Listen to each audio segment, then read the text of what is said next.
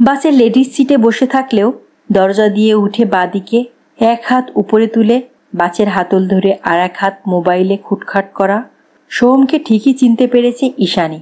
আর দেখেই সাত সকালে মেজাজটা ওর খিসড়ে গেল।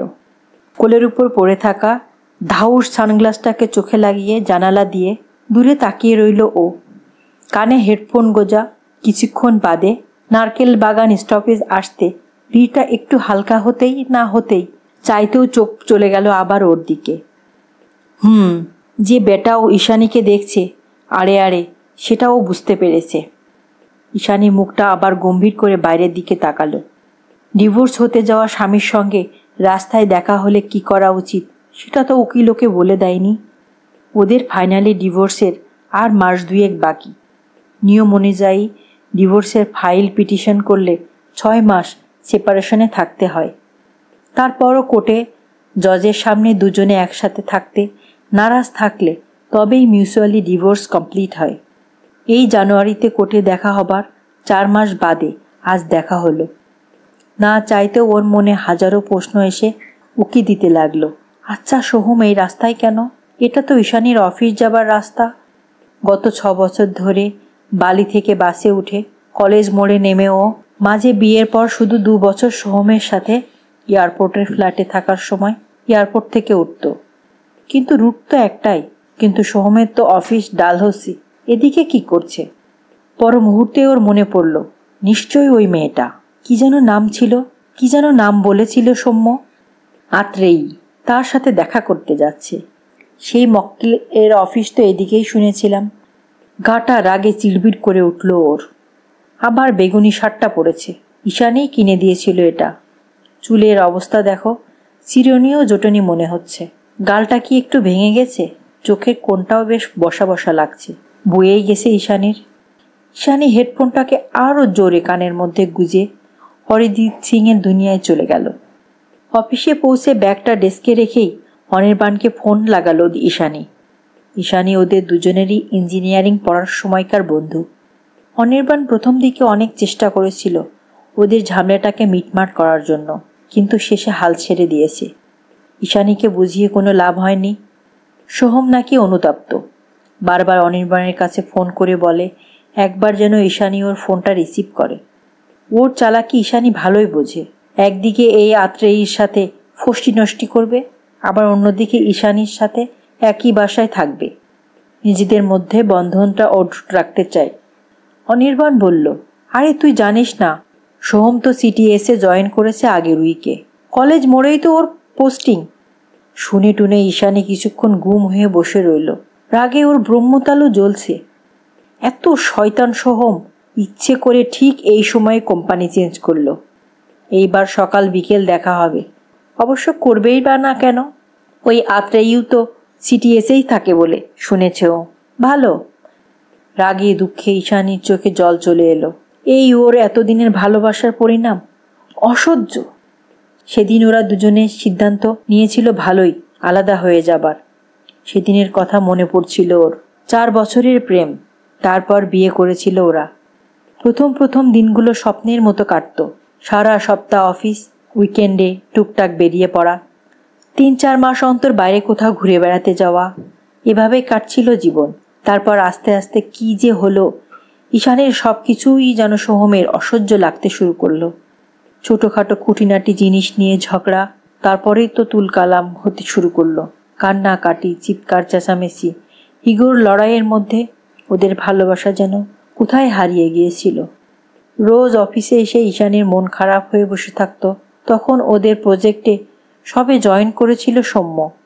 সোহমের সাথে দূরত্ব বাড়তে বাড়তে কখন যে ঈশানী সৌম্যের মধ্যে একটা সত্যিকারের বন্ধু খুঁজে পেয়েছিল তাও বুঝতেও পারেনি। রোজ সোহমের আঘাত করে বলা কথা, ঝগড়া, তিক্ততা, এই সব কিছুর দুঃখ মনের মধ্যে চেপে রেখে অফিসে সাম্যের সাথে কথা বলে টাটকা বাতাসের মতো লাগতো ওর মনে।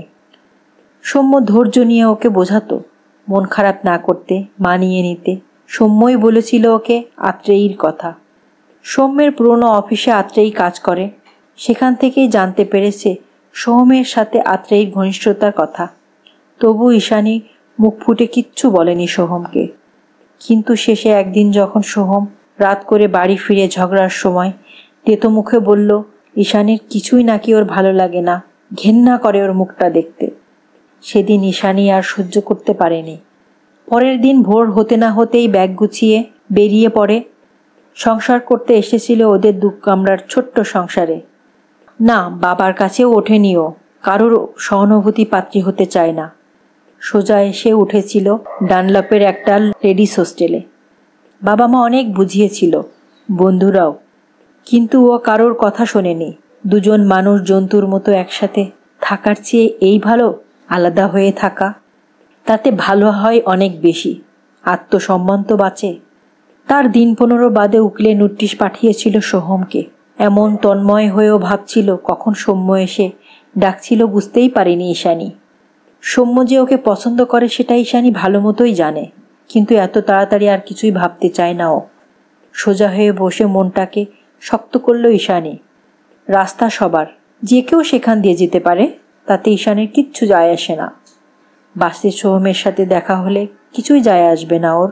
কত অপরিচিত লোকই তো প্রতিদিন ঈশানীর সাথে যায় আসে। সোহমও তাদের মধ্যে একজন, পাত্তাই দেবে না ওকে। কিন্তু মানুষ যা ভাবে তা হয় না। তারপর থেকে প্রায়ই দুজনের দেখা হতে লাগলো, কখনো বাসে, কখনো লাঞ্চ টাইমে রাস্তায়। প্রথম ঈশানী দেখতে পেলেই উল্টো দিকে তাকাতো বা অন্য দিকে চলে যেত। কিন্তু একদিন ফেরার সময় বাসে ভিড় ছিল, IPL এর ম্যাচ চলছে, বাসে তিল ধারণের জায়গা নেই। ঈশানী কোনো মতে উঠে একটা লেডিস সিটে বসে পড়েছে। একটু বাদে ওর সামনে এসে সোহম দাঁড়ালো। প্রথমে কিছুক্ষণ চুপচাপ থাকলো দুজনেই। বাসটা খুব জোরে চলতে চলতে একবার ব্রেক কষল। প্রথমেই সোহম বলল, ব্যাগটা একটু ধরবে? ঈশানী কয়েক মুহূর্ত ইতস্তত করে ব্যাগটা নিয়ে কোলের উপর রেখে আবার বাইরের দিকে তাকালো। মিনিট 15 দুজনেই চুপ। বাইরে জোর বৃষ্টি নেমেছে। তার শার্টে ঈশানী ভিজে যাচ্ছিল, সেটা দেখে সোহম ঝুঁকে এসে জানালার কাজটা নামিয়ে দিল। মৃদুস্বরে বলল, কেমন আছো? ভালো। সেদিন আর কোনো কথা হলো না। এয়ারপোর্ট আসতে চাপা গলায় থ্যাঙ্কস বলে সোহম নেমে গেল। এর পরদিন বাসে উঠে চোখাচোখি হতে সোহম হাসল। ঈশানীও হাসিটা ফিরিয়ে দিল। সোহম দাঁড়িয়ে দাঁড়িয়ে পকেট থেকে একটা 5 টাকায় কেনা কেক খাচ্ছিল। ঈশানীর দিকে বাড়িয়ে বলল, খাবে? ঈশানী দুদিকে মাথা নাড়িয়ে বলল, না। কিছুক্ষণ চুপ থেকে অন্যদিকে তাকিয়েই বলল, লক্ষ্মী মাসি কি আসেনি আজ? ছাড়িয়ে দিয়েছি, একা মানুষ, অসুবিধা হয় না। আমার ফেরার কোনো ঠিক নেই।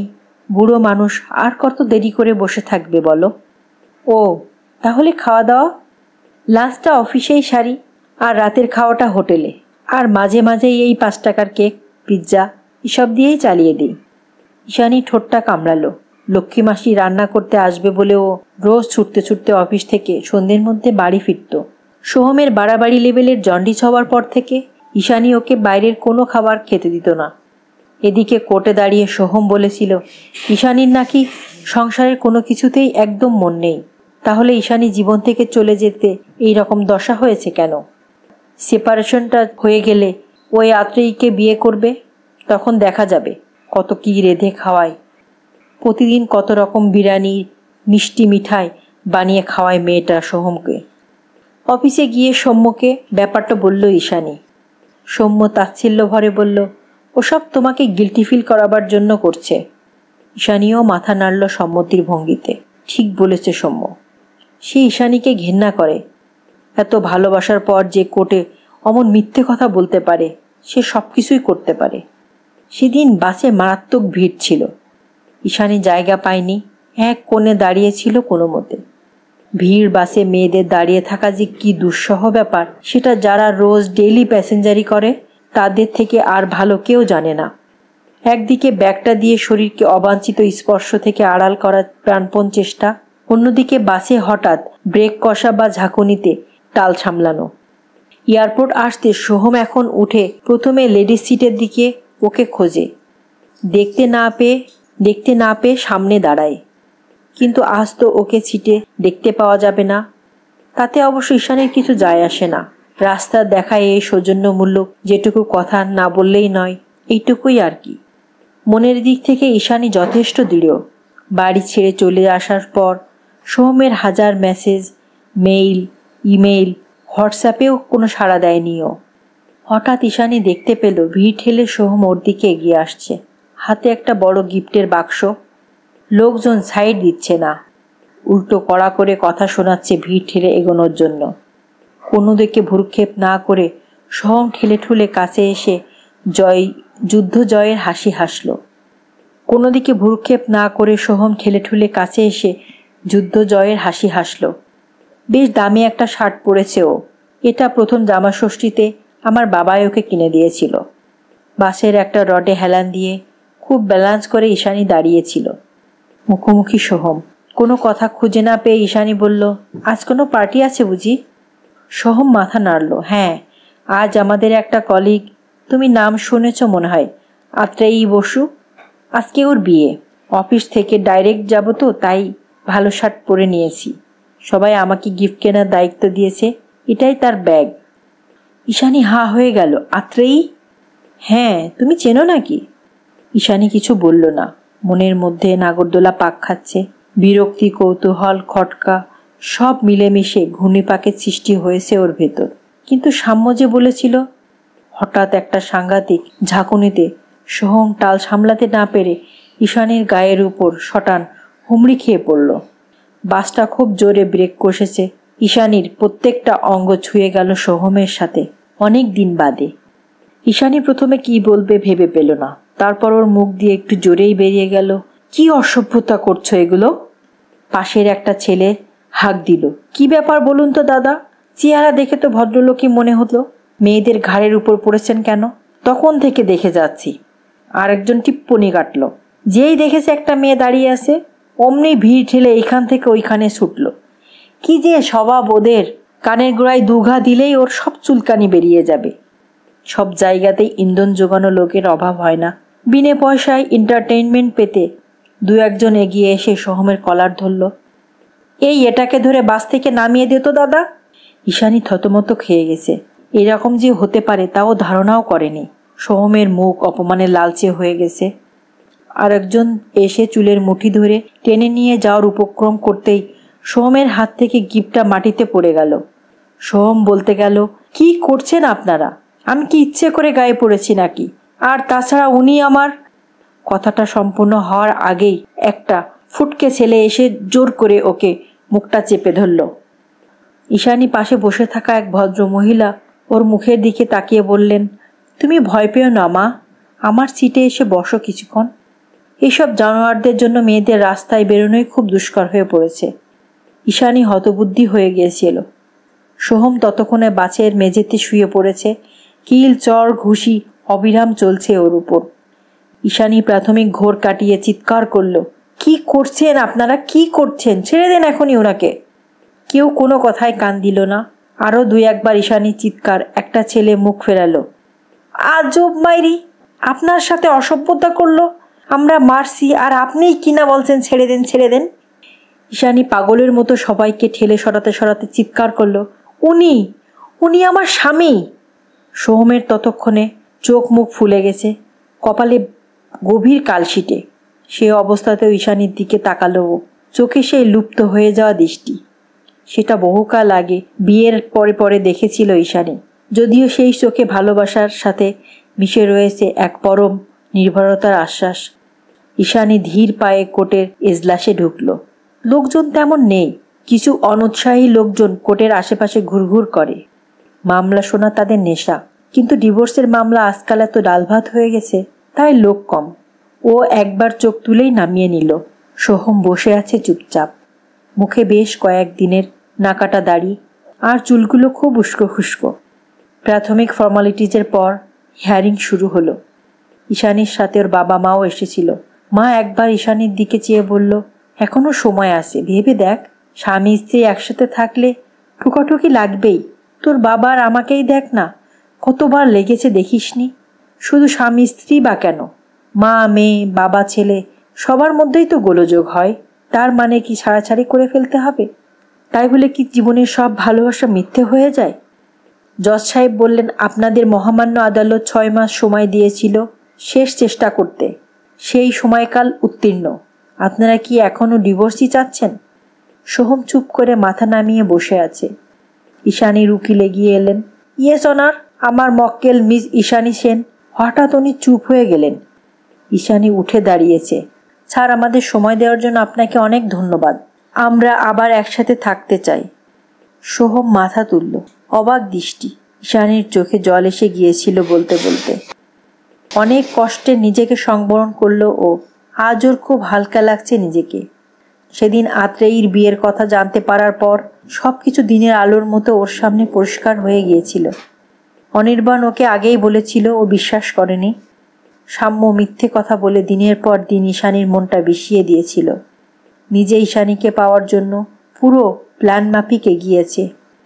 মাঝখান থেকে ঈশানী সোহমের সাময়িক মনোমালিন্য আজ এতদূর পর্যন্ত গড়িয়েছে। রাতে শুয়ে সোহম ঈশানীর পিঠে সুড়সুড়ি দিয়ে যাচ্ছিল, ঠিক আগের মতো। ঈশানী মনে মনে ভাবছিল মায়ের বলা কথাগুলি। সব স্বামী স্ত্রীর মধ্যেই তো ঝগড়া হয়, তাই বলে ভালোবাসা নেই, এটা ভাবা ভুল। আরও বড় ভুল এই যে ঝগড়া করে কেউ কারোর থেকে দূরে চলে যাওয়া। ঈশানী গুটিসুটি মেরে শুয়ে শুয়ে বলল, আর কোনোদিনও আমরা থার্ড পার্সনকে আমাদের মধ্যে আসতে দেব না, কেমন? সোহম চুপি চুপি ঈশানীর কানের কাছে মুখ নিয়ে বলল, না, দেব। জুনিয়র সোহম আর জুনিয়র ঈশানীকে। ধন্যবাদ।